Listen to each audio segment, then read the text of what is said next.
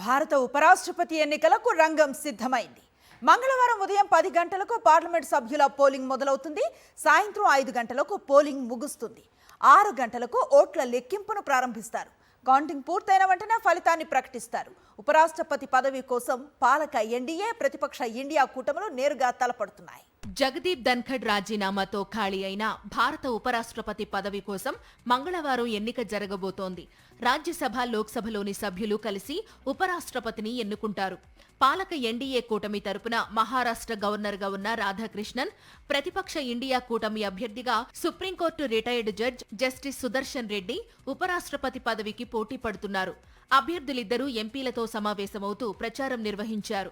Parliament ఉభయ సభల్లో పూర్తి మెజారిటీ ఉన్న ఎన్డీఏ అభ్యర్థి రాధాకృష్ణన్ విజయం లాంఛనమే. రాజ్యసభలోని 233 మంది సభ్యులు, లోక్సభలోని 542 మంది సభ్యులు ఉపరాష్ట్రపతి ఎన్నికల పోలింగ్లో పాల్గొంటారు.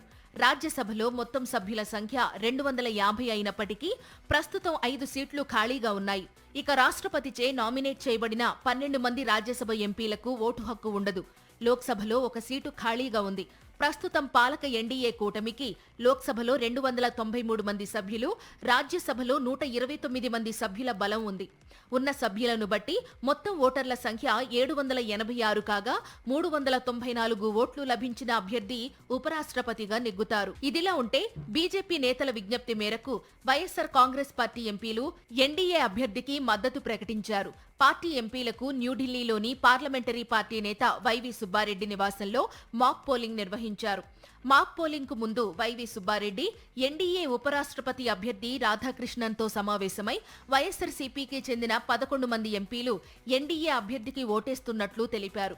తనకు మద్దతు ఇస్తున్నందుకు రాధాకృష్ణన్ వైఎస్సార్ కాంగ్రెస్ కు ధన్యవాదాలు తెలిపారు. ఇక ఒడిశాకు చెందిన బిజు జనతాదళ్, తెలంగాణకు చెందిన బీఆర్ఎస్ పార్టీలు ఉపరాష్ట్రపతి ఎన్నికలకు దూరంగా ఉంటున్నట్లు ప్రకటించాయి. 2 కూటములకు సమదూరం పాటించాలని తమ పార్టీ నిర్ణయించినట్లు బీఆర్ఎస్ వర్కింగ్ ప్రెసిడెంట్ కేటీఆర్ చెప్పారు.